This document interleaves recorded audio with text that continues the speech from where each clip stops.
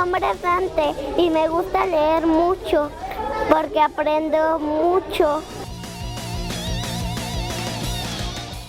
Hola, ¿qué tal amigos de Cuadro TV? Mi nombre es Jorge Hernández y como tú lo pediste, aquí tienes tu rapidín antes de dormir con las noticias más relevantes, no de la semana, sino del día de hoy y del fin de semana que acabamos de terminar, que realmente para la mayoría de los mexicanos fue un puente muy grande. Ya vieron el Super Bowl, vieron que ganaron los Ravens, muy buen partido, pero bueno, hay más noticias relevantes además del Super Bowl. Y es la noticia con la que vamos a empezar. Resulta que ya tenemos prácticamente los resultados de qué es lo que ocurrió en la explosión de la torre de Pemex, en el edificio B2. Y bueno, el procurador, bueno, el titular de la Procuraduría General de la República, Jesús Murillo Caram, ya dijo que realmente lo que ocurrió fue una fuga de gas. Aún no se sabe o se determinó qué gas fue el que se, se contuvo o se mantuvo ahí en el edificio, bueno, más bien en el sótano de este edificio, lo que ocasionó la muerte. Las razones que dan por la cual fue una explosión de gas y no algún artefacto o algún atentado bueno, dio varias razones, pero las principales fue de que de las personas que presentaron quemaduras es porque tenían algo de plástico cerca de ellos. Además que dice que cuando una persona muere por algún artefacto se forma un cráter en la tierra o en algún lugar, y este cráter jamás se encontró en el sótano donde ocurrió esta explosión. Además de que los muros o las vigas se destruyen por completo y estas solo presentan pequeñas fracturas, pero no fueron destruidas. Y que, pues por supuesto, no se encontró ningún artefacto ni ningún tipo de pólvora. Entonces todo eso se atribuye a que realmente fue gas, aunque no descartan que pueda ser otra cosa, y ya en los próximos 10 días nos dirán qué es lo que realmente sucedió. Y otra cosa que causó mucho revuelo en las redes sociales principalmente es de que Enrique Peña Nieto declaró 3 días de luto, pues, por esta tragedia, pero casi al día siguiente o a las horas que transcurrieron después de este accidente, él o se encontraba o se fue a Punta Milta, allá en Nayarit, con su familia. Lo que nos hace preguntarnos a los mexicanos realmente qué es luto para él, si es irte a celebrar a otro lugar pero guardar paz en tu corazón, o simplemente hacerles una pequeña oración, no sé. Porque realmente también en México no se vio como que ese luto, más allá de que la bandera estuvo a media asta, pero las personas siguieron sus rutinas normales, fueron al trabajo, se fueron a vacacionar a Cuernavaca, a Puebla, a lugares cercanos, a Hidalgo. Entonces, pues esa sería la pregunta: ¿cuál es el verdadero luto que debería de guardar o deberíamos de guardar los mexicanos cuando hay este tipo de tragedias o cuando se decreta que hay luto nacional? Aunque bueno, después el presidente Enrique Peña Nieto regresó al suceso, bueno, al donde sucedieron esta explosión, se tomó unas fotos, estuvo según ayudando, pero bueno, muchas de las personas dicen solo se quiso tomar la foto. Ya dijeron que dentro de los próximos 10 días ya sabremos las verdaderas causas, que no se va a dejar de investigar, van a seguir viendo qué es lo que acontece. Y pues desgraciadamente ya el día de ayer se informó que otra persona, Carolina, no recuerdo su apellido, falleció. Entonces lo que esto suma 37 fallecidos por este atentado, explosión, todavía no sabemos qué fue. En otras noticias, ¿qué les parece? Vamos a ver estas declaraciones que dio Alejandro Encinas acerca de lo del pacto con México, y en un momento más regresamos con más noticias aquí en Cuadro TV. Yo creo que evidentemente nadie en este país pudiera estar en contra de que las fuerzas políticas nos pusiéramos de acuerdo para alcanzar grandes transformaciones en la vida política, económica y social de México. Por supuesto que esa construcción de acuerdos hay que alentarla. La pregunta es si este pacto es ese acuerdo de transformación que requiere el país. Yo en lo personal creo que no, porque los pactos no pueden surgir del acuerdo en el oscurito entre las burocracias partidarias. Los pactos que han logrado transformaciones importantes son resultado del debate público y de la construcción de un acuerdo junto con la sociedad, porque el pacto son enunciados. Hablan de reforma fiscal, pero la reforma fiscal la entendemos de maneras muy disímbolas. Para el PRI la reforma fiscal, como lo dijo ya Beltrones y otros, es la generalización del IVA en alimentos y medicinas. Para nosotros la reforma fiscal es la eliminación de los privilegios que tienen los grandes consorcios económicos, que a través de esquemas de consolidación fiscal, de devolución de impuestos, etcétera, genera una merma de 600,000 millones de pesos anuales en el país. El pacto dice reforma energética. Bueno, no dice cómo, son puros enunciados. En materia de reforma energética, para el PRI, pues es la apertura de Pemex a la inversión privada. No en la petroquímica básico-secundaria, eso ya está establecido desde 1992 en la ley. Lo que quieren los empresarios es la explotación del petróleo. ¿Por qué? Porque Pemex es un gran negocio. Hay que acabar con el mito de que Pemex es una empresa quebrada, ineficiente. Miren, es tan sencillo como esto. La extracción del barril de petróleo cuesta en promedio $8. Extraer un barril cuesta $8 y se vende en 96. La renta, el margen de ganancia hace que Pemex sea un gran negocio. ¿Cuál es el problema de Pemex? La falta de autonomía de gestión, porque la política de Pemex la dicta la Secretaría de Hacienda, ni siquiera la Secretaría de Energía. El régimen fiscal al que está sujeto, que le obliga a pagar a Pemex los impuestos antes de que concluya el ejercicio fiscal. Pemex paga la totalidad de sus utilidades como impuestos. El 35% de la recaudación nacional viene de petróleos mexicanos, y eso no le impide tener un plan de negocios y una estrategia de largo plazo. Entonces, la pregunta es, ¿ese pacto es lo que requiere el país?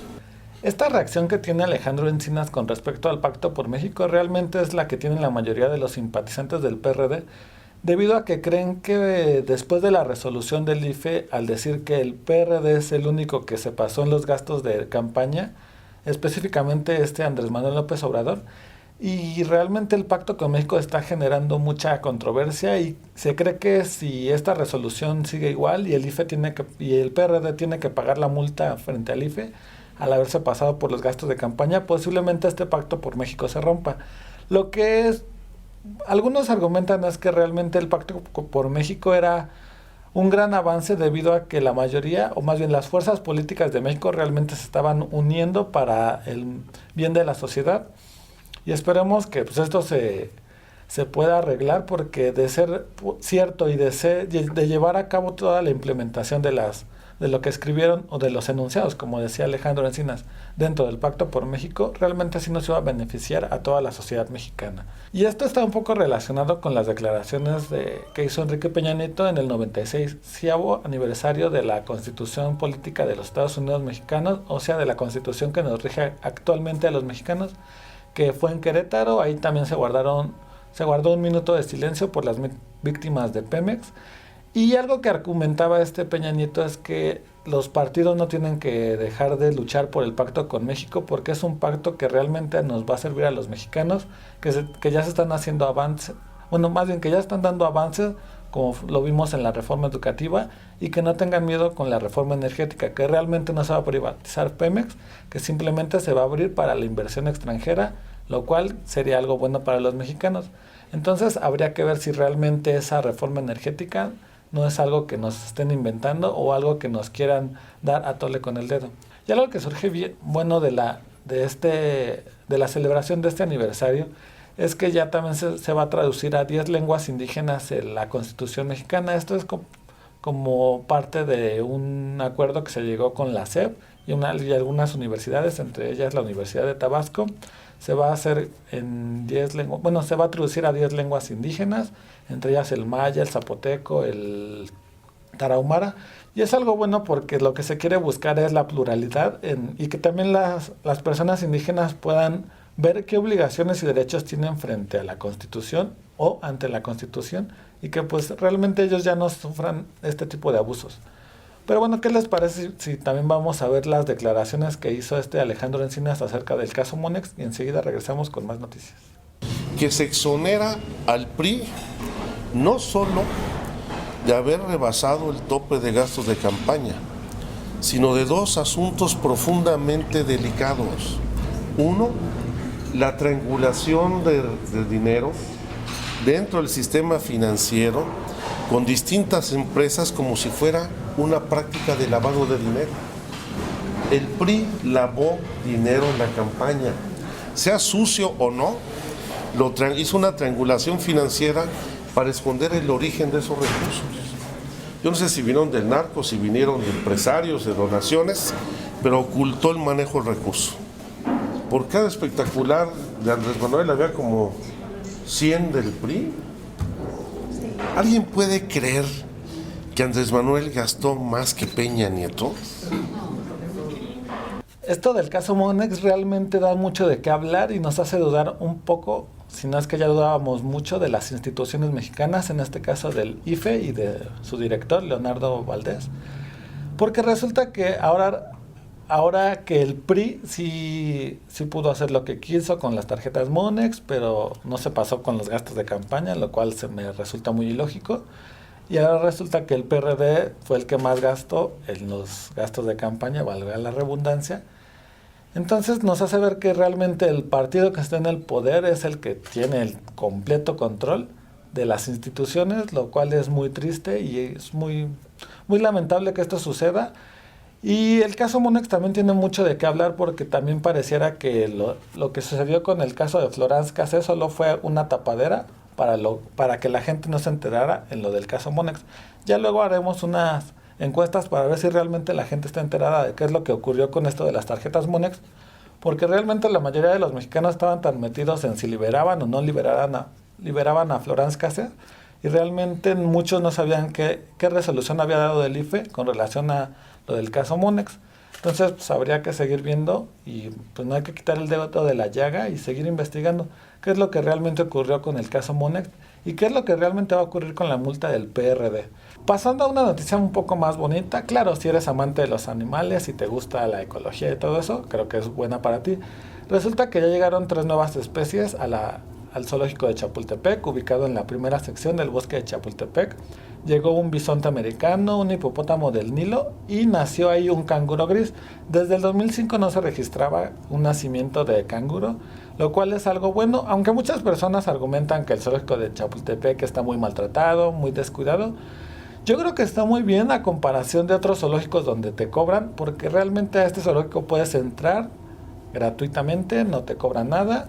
Y si estás interesado en ver estas nuevas especies y otras especies más como el león, el lobo, algunos changuitos, entonces pues lo puedes ir a visitar en la primera sección del bosque de Chapultepec, que está abierto de martes a domingo, de 9 a 5 de la tarde me parece. Entonces pues dense una vuelta y ahí ya nos platican qué tal están estas nuevas especies y esperemos que siga creciendo. Yo la verdad lo que diría es que realmente se debería de cobrar aunque sea un peso para la entrada. ¿Por qué? Para poder seguir manteniendo estas especies y para poder seguir que los niños, las familias y cualquier persona pueda seguir viendo y admirando a este tipo de especies, porque realmente esa yo creo que es la manera de que las personas se den cuenta de que realmente los animales son seres vivos, seres que sienten, seres que también sufren. Entonces pues realmente sería bueno que ustedes se dieran una vuelta allá al zoológico de Chapultepec. Ya para concluir, pues les voy a decir que si están buscando casa o no tienen dónde vivir, y si tienen un poquito de dinero, nada más $2.1 millones, ya pueden adquirir la casa de Freddy Krueger. Realmente es la casa donde se realizaron los filmes de Freddy Krueger, que realmente en español se llama Pesadilla en la calle del infierno. Está en $2.1 millones, así que si alguien está buscando la casa de sus sueños o de sus pesadillas, ya saben, solo con $2.1 millones la pueden adquirir. Estas fueron sus noticias breves y rápidas. Ya se puede ir a dormir, se puede ir a descansar, puede seguir haciendo lo que quiera, jugando en el Facebook. Y bueno, nos los esperamos en la siguiente emisión de estas noticias rápidas. Pero antes les quiero agradecer a las personas que han mandado sus comentarios. Igual si quieren hacernos un comentario, propuestas, sugerencias, lo pueden hacer aquí en el correo que aparece a su pantalla. Y no dejen de ver los otros programas de Mi Mundo. Hablamos de tatuajes, próximamente hablaremos del arte pop. Y esperamos que nos sigan acompañando en estas emisiones de Cuadro TV. Y también por último le quiero mandar saludos a Betty, por supuesto, que está aquí. A Gustavo, que desgraciadamente no nos pudo acompañar el día de hoy. Y a Daniel, que él me hizo favor de darme algunos datos en caso en el caso de Florence Cassé, entonces también le quiero agradecer por haberme compartido esos datos. Pero bueno, esto ya fue todo por hoy. Mi nombre es Jorge Hernández y los esperamos en esta próxima emisión. Yo soy Vania, para mí es importante leer porque puedo explorar más